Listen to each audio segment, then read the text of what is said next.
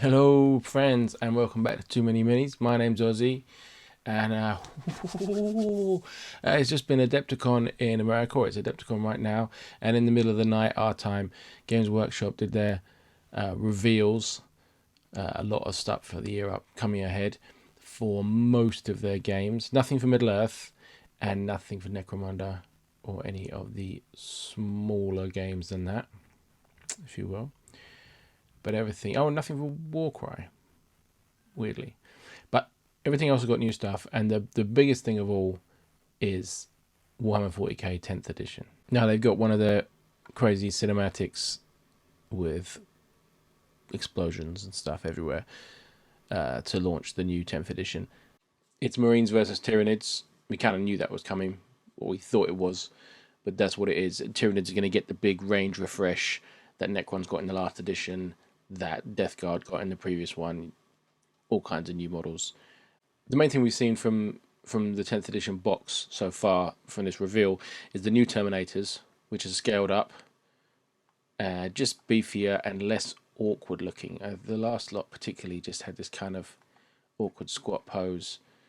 You can see one on the right there. You see the new one in the middle. It's big. It's bigger than a Primaris Marine, as it should be, and kind of restores Terminators to their place in the ecosystem of Marines. There's some little interesting changes on the model. They have this kind of pipes on their upper legs, which, if anything, harks back to the metal Rogue Trader era Terminators. The kind of bit that surrounds the helmet has changed. It's kind of interesting that it's different below in more detail. I really like that. I think they're excellent. Like, I've always liked the classic Terminator design, but I didn't think it had modernized like some things had. It fallen behind, and I think this looks excellent. The head's like moved up into the shoulders. It's not sort of jutting out lower, hanging below above the torso. It's really good. It's a pretty ideal Terminator. I think they've done a great job with these. So that's all we know from the Marine side of the box so far.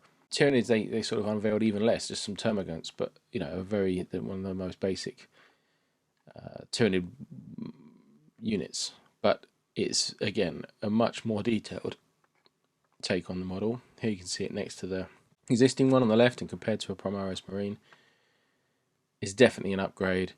It's definitely a lot more detail and a lot more modern looking, and there's obviously a fair bit more dynamism and variety to the poses. I assume these are going to be push fit models, and that's generally what's in a starter set. But that isn't terribly limiting to them. Now, it's limiting to how much you can convert them very easily and kit bash them, but it's not limiting on the poses these days. They really have incredible push fit poses. I am looking forward to this 40k. What they've told us so far about the rules is it's going to be really quite stripped down and streamlined. Less restrictions on army building, less stratagems, just less complexity. They also seem to have this.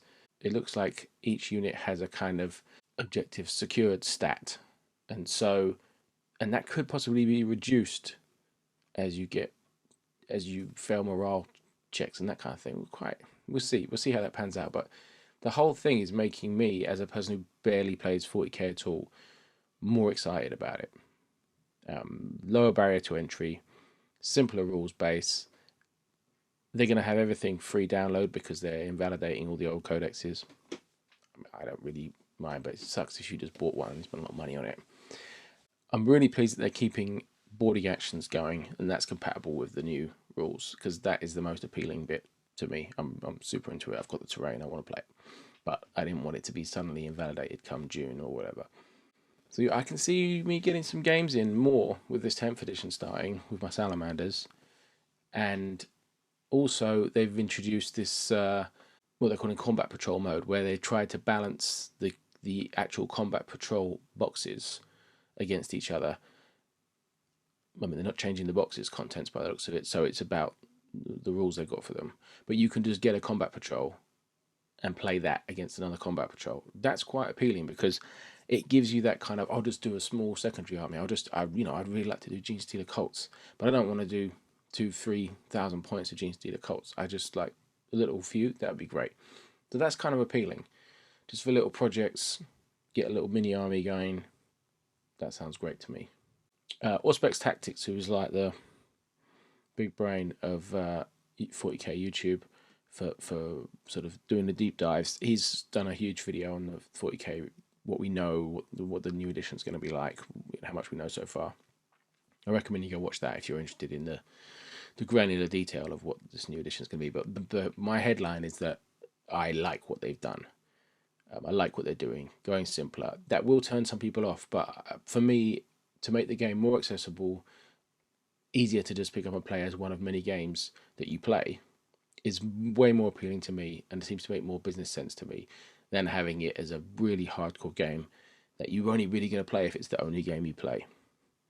That's a hiding to nothing as far as I'm concerned, and a waste of all the models that people buy. People buy so many models and don't play with them. Let's get people playing. Let's get the rules simpler, more accessible, free online, all that stuff. Get people playing. I'm into it. Another big thing for 40k is the return of the Lion. I find the Lion, Lionel Johnson, quite funny, his name and all that stuff. I've always found him a bit ridiculous, and I have not very little interest in Deathwing. They're a bit, it's too much cream. It's too, Dark Angels, too much cream and black, and not colours I particularly enjoy painting. But this model's amazing. Like, whoa. It's got a kind of Charles Dance in Games of Thrones vibe. Game of Thrones, not Games of Thrones. Whatever. He's got his two little kind of accessory Jawas carrying his stuff for him. And man, this model is incredible. I think this is like, you're looking at Forge World Primarch level models coming in plastic from Games Workshop now. That's pretty mad. It's going to cost, I don't know, I hope, half what a Forge World Primarch costs. It comes with 4 head options. Super into that. You depending which kind of aesthetic you're going for your Dark Angel army in general. You're going big winged helms. Are you going hooded dudes? Are you going hooded helmeted dudes? You can go the whole way, or you can just use the incredible sculpted head they've given him, the bare face. Looks nuts. I'm really impressed with that. Like, I'm not going to get it, I don't think, because it doesn't fit into anything I have. But it's about as good as I could imagine the Lion model being. I'm not the biggest 40k lore guy, but having Primarchs coming back is pretty cool now that they can really do the models, the justice with the models. I want Vulcan back for my Salamanders. Let's get everybody. They also got the Lion is the title character of the final Arcs of Omen book, which was dealing with the boarding actions rules. And it sounds like the rules for Dante of the Blood Angels are in there as well. So it's another one to round that out. It's like the last thing of this edition before we go into 10th edition. And it's kind of the book is kind of setting up a kind of Angron versus the Lion showdown. This Arcs of Omen series to round out the 9th edition seems to have been broadly successful to me. I mean, I'm into the boarding patrol rules. I think that's cool stuff. I want to play that. And it's delivered some sort of big character models. Well, we had 5 characters in this series, 4 characters in this series that appear, aside from their codexes and stuff. I think it's a solid way of introducing some really nice models. It's cool. For Heresy, they're introducing the Siege of Chthoniya. It's the first of a kind of campaign book in the new edition of Horus Heresy, kind of following on from the black books of the first edition. This will make a lot of people happy. Me, as somebody that hasn't even bloody played the game yet, but is building up an army and stuff, this is a bit beyond me, campaign books and stuff, but it's a way of getting a few new units. Look, there's a new tanky thing there. It says it's got new characters in it. It's mostly focusing on the Imperial Fists and the Sons of Horus fighting over the Horus's homeworld. But the most interesting bit to me is that it's going to have expanded Zone Mortalis rules. And again, Zone Mortalis is really appealing to me. Same as boarding actions. It's just about having cool terrain on the board, moving through claustrophobic spaces, and focusing less on vehicles and big stuff. So Mortalis is kind of even more ideal than boarding actions for me because it's got dreadnoughts. You can have your dreadnoughts in there, but nothing bigger than that. And that seems like ideal to me. I really want them to confirmation that they're going to have rules in there that allow you to use that Void War boarding actions terrain really well for for Zone Mortalis. I think you can use it already, but it would be cool if they kind of focused in on that rather than the old Zone Mortalis terrain, which was clunky and expensive and takes up a lot of space. The new boarding actions terrain is really top notch, modular, and exciting. So hopefully they kind of cover that, make that easier to, or at least make it flexible enough that it can cover that. Kill Team Gallowfall, I'm less chuffed with. We kind of had rumours that it was going to be Chaos Beastmen versus Photon. I was hoping the Photon would stray a bit further from the ones we've had in the main range. There would be a bit more. I love this guy here, the guy with carrying all the stuff. He looks fantastic. But ultimately, I'm not particularly into their armor style, and I was hoping for some kind of less armored guys. It's not really happened. The Beastmen are cool. I don't actually like them as much as the Chaos Beastmen that came in Blackstone Fortress, but they're kind of growing on me. The Mage guy is cool. They're a little bit buff and toned for me, and not quite as hairy as they could be. But, I don't know. I could get into them. They're pretty wild. Again, you're getting the same terrain stuff, but you're getting the little sprue of extra accessories and stuff. And again, they've got to make sure to release those sprues separately, because I don't really need more of the boarding actions terrain. I've got 2 sets of it, although I would like the board, which is different. But the accessories are cool as hell. They've got these kind of stasis chambers. They've got a kind of medical room with syringes and, looks like a dentist chair. It's cool stuff. I need that as just little stuff to dot around my spaceship boards. That is cool. So I'm hoping for that separately. If you like the Votan range, you're going to like these. It's more and more characterful characters, and I get that. That's going to be super cool. The Chaos Beastman is an interesting one. I'm more excited about that. I don't know if I'll be getting this, but I will be picking up that terrain sprue, and maybe the Beastman. Maybe. Age of Sigmar gets sort of the rest of the Seraphon range. You get these Agrodon Lancers, Saurus warriors riding on dinosaurs, rather than little tiny skinks riding on dinosaurs. It can be built 2 ways. You get these big tough ones. Where they are. Here's a veteran. Just like the rest of the range so far, the kind of range refresh for Seraphon, I think they're all fantastic. Look at these Croxigors. They really I like Croxigors, but they've always looked a bit clunky and old-fashioned, and these ones are very modern-looking minis. Very dynamic and solid-looking. And this is a Croxigor war-spawned. Not warp-spawned, war-spawned, because they like to make all their words very similar. They look great too. Extra savage. Great gold stuff. I really like the Seraphon range. This army box that's coming is... I mean, I have no need to get into Seraphon, right? But like, that's super tempting. The whole range is awesome now. They're really a kind of highlight of the AOS range now, in my opinion. We also see new stuff for the Alliance of Death. We've got a new Ossie Bone Reaper character. I'm not super into that, as I haven't been into the rest of that range, but it's probably an exciting one if you are. And the battle tome for that. And then Evia Volga, the Outcast, a very Cursed City character looking Virkos character for Soulblight Gravelords. I really want Cursed City rules for this model. I know Cursed City is finished, but they're still selling the box. Why not just do us a nice little downloadable card and we can just add her in? Just do it. It really fits. Look at that big swarm of bats coming from behind her. I mean, that's great. It's a great model.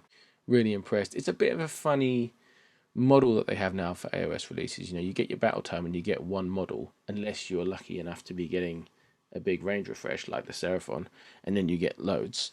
But if your army is Soulblight Gravelords and you're like, we get one model, yay! It's a bit underwhelming, but it seems to be working for them. The most exciting AOS thing for me was the Cities of Sigmar reveals. I mean, we didn't get much, and it's still a long way off. It looks like being autumn. They look really great, and I was kind of worrying, like, well, if they're releasing the Old World and the Cities of Sigmar, what's going to differentiate them? Well, look, these are very much not Old World Warhammer models. They've got these kind of Sigmarite weapons that look like a scaled down version of what a Stormcast would have. the geometry of their helmets and shields and everything is very much in this kind of Sigmar world. But man, there's some characterful poses. Look at the guy on the left. What a doofus. I think that this is really good. You got a very young one on the right. You just got really characterful models.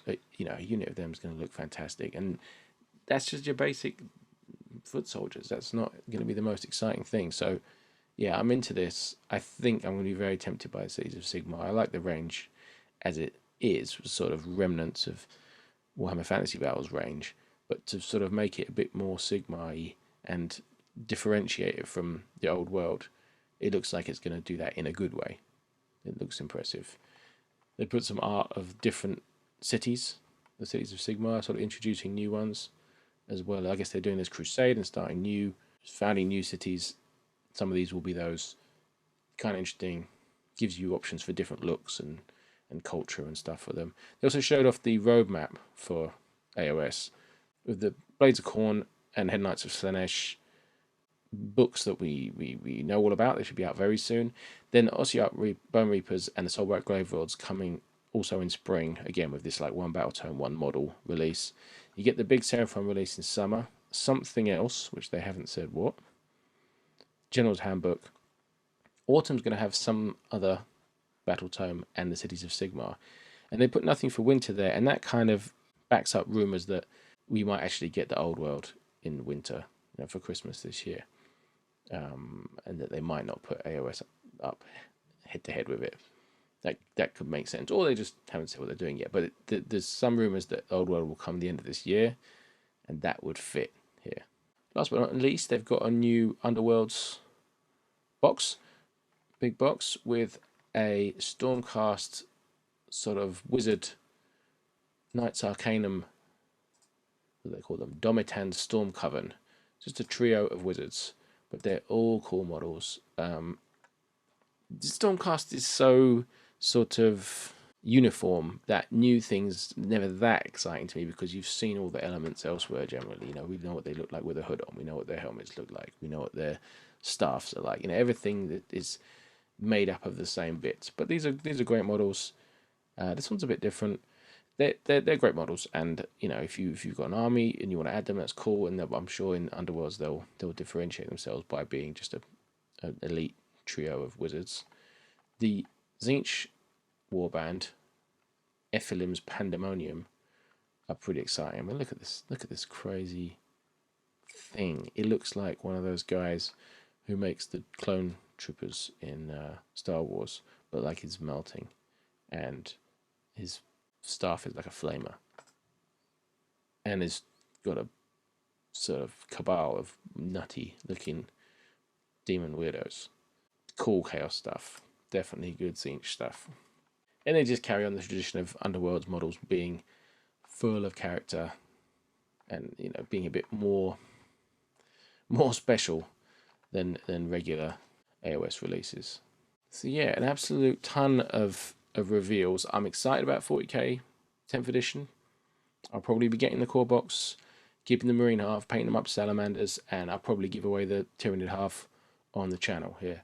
I would like to play 40k because I love the models and I like the lore, but they've got to make it something which I can play and live a normal life and play other games and that kind of thing, and not just dedicate myself to the study of Warhammer 40,000. I need it to like fit into as part of a well-balanced diet, you know? I don't have a well-balanced diet, but of games, I do. Kill Team, I'm a bit disappointed because I thought I could love a Votann Kill Team. I could really love a Beastmen Kill Team, but I don't. The rest of it I think is incredible. The Lion, I'm so impressed. Like I could really enjoy painting that model. That looks stunning.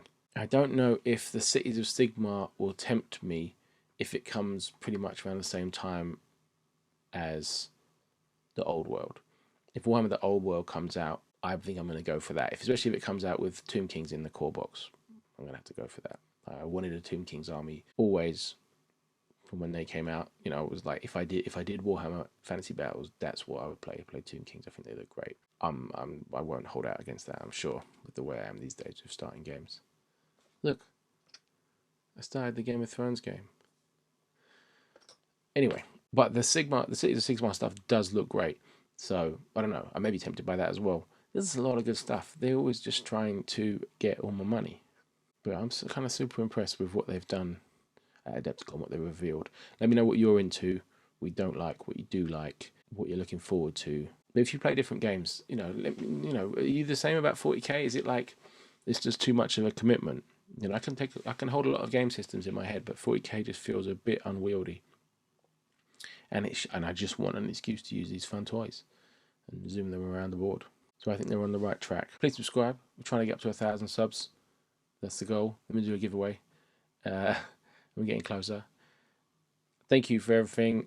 Thanks for your comments, your likes, and all that jazz. And I will see you next time. Bye.